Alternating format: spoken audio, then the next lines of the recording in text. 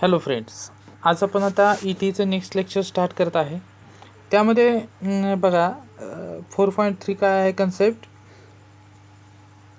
Devices and component of typical IMCCS. तर पहिलं कुठलं आहे बघा, intelligent relay.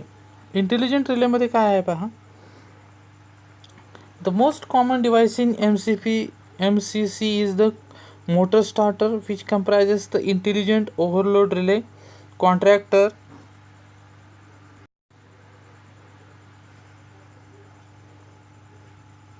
Built in communication facility. हे बघा, ह्या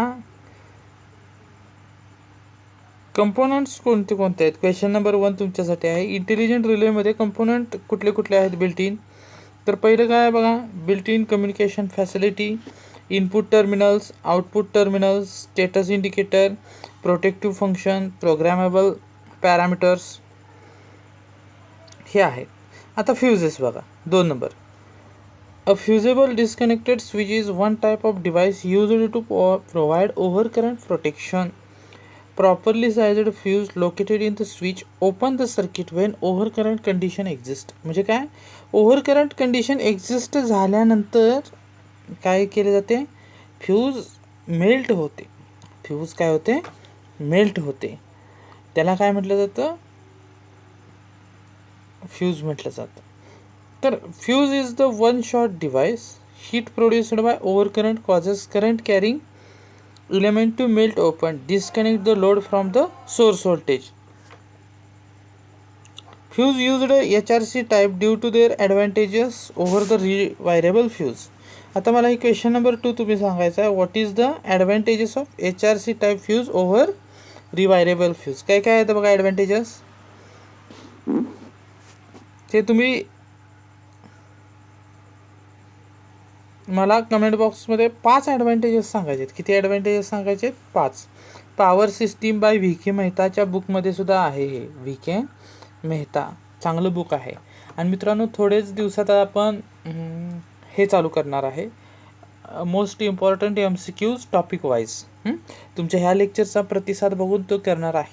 आणि जे मुलं नवीन असतील त्यांनी लेक्चरला लाईक, शेअर आणि सबस्क्राईब जरूर करायचं, जेणेकरून माझंही मोटिवेशन्स वाढत जाईल.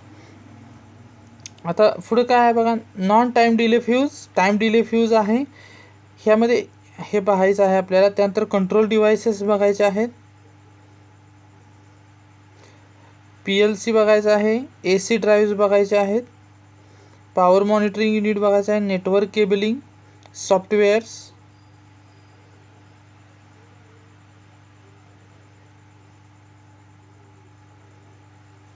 ह्या गोष्टी आता आपण पाहणार आहोत step by step.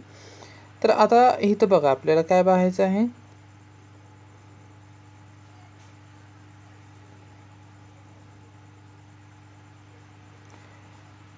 Non time delay fuse. Non time delay fuse. Non-time delay fuse provide excellent short circuit protection when overcurrent occurs. Heat up built rapidly in the fuse. Non-time delay fuse usually hold 500% of rating for approximately 1/4 second. म्हणजे बघा, 500 म्हणजे 5 पट जास्त current rating beer करू शकतो. किती सेकंदासाठी, 0.25 सेकंदासाठी. After which current carrying elements melt. त्यानंतर काय होतं, करंट कॅरिंग एलिमेंट्स मेल्ट होतं. क्वेश्चन नंबर 3 तुमच्यासाठी आहे, कपॅसिटी सांगायचं आहे, किती % न तो बिअर करू शकतो नॉन टाईम डिले फ्यूज आणि किती वेळासाठी. आता टाईम डिले फ्यूज बघायचा आहे आपल्याला. Time delay fuse. Time delay fuse provides overload and short circuit protection. Time delay fuse usually allowed several times of rated current to flow for a short time, allowing motor to start. म्हणजे motor start करण्यासाठी हा use केला जातो. Fuse classes. Fuse are grouped into classes based on their operating and constructional characteristics. इथं बघा, each class has an uninterrupted rating in amperes असतं ह्याचे. इथं तर त्याचे क्लास दिलेले आहेत बघा, हे पाहून घ्या तुम्ही आणि तुमच्या कॉपीमध्ये नोट डाऊन करून घ्या.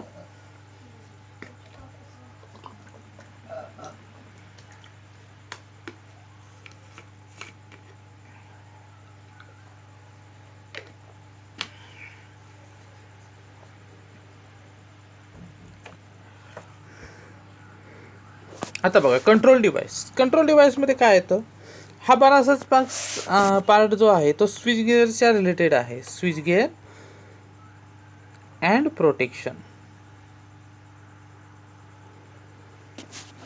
तर बघा कंट्रोल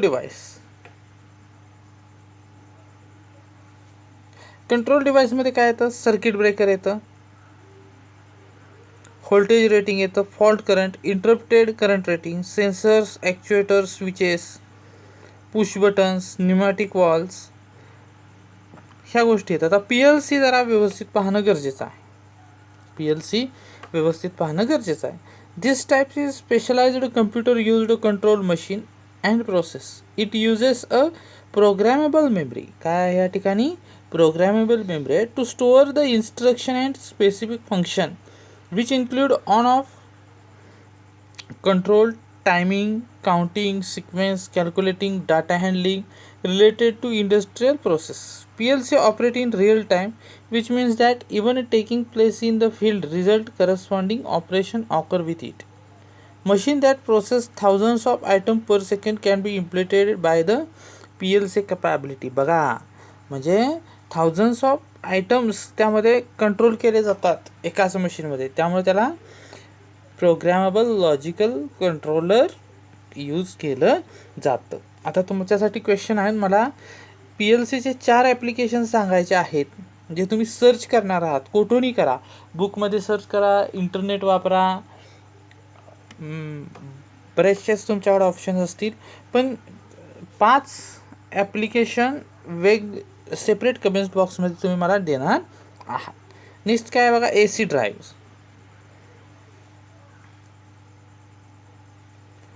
क्वेश्चन नंबर 5 तुमच्यासाठी असेल, what is the difference between AC drive and DC drive. हे डिफरन्स तुम्ही मला कमेंट बॉक्समध्ये 5 डिफरन्स सांगणार आहात. किती सांगणार आहात?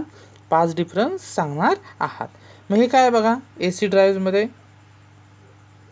तर फार काय AC ड्राईव्ह ह्या ठिकाणी नाही आहे. फक्त आपण मी तुम्हाला ब्लॉक डायग्राम सांगतो. MCQs घेणं फार गरजेचं आहे. आपण टॉपिक वाईज MCQs घेणं फार गरजेचं आहे. त्यासाठी मी एफर्ट घेत आहे, पण माझी एवढीच अपेक्षा आहे की तुम्ही व्हिडिओ शेवटपर्यंत पाहावा, म्हणजे जेणेकरून MCQ सॉल्व करताना तुम्हाला काय प्रॉब्लेम येणार नाही. तर बघा इथं काय इलेक्ट्रिक पॉवर सोर्स आहे, त्यानंतर पॉवर इलेक्ट्रॉनिक्स ड्राईव्ज आहेत, त्यानंतर मोटर आहे आणि लोड आहे आणि कंट्रोलर आहेत आणि इथं सेन्सर आहेत. पॉवर मॉनिटरिंग युनिट आहे, नेटवर्क केबलिंग आहे, सॉफ्टवेअर्स आहेत.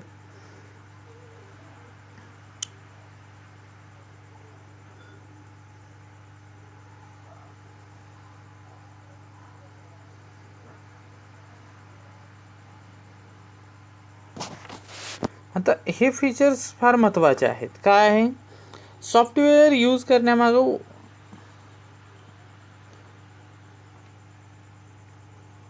Features available by use of software. इथं आहे, following features may be made available by the use of software.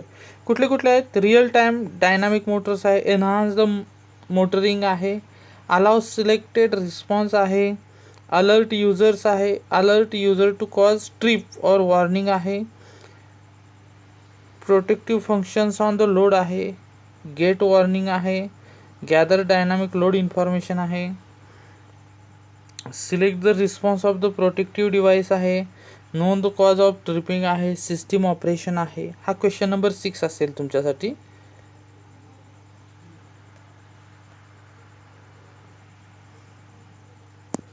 Question number 6 असेल की फीचर्स ऑफ द सॉफ्टवेअर. तर आज इथं आपण थांबतोय. जर तुम्हाला व्हिडिओ आवडला असेल तर नक्कीच एक लाईक, शेअर आणि सबस्क्राईब करा, जेणेकरून माझंही मोटिवेशन्स वाढत जाईल. Thank you so much.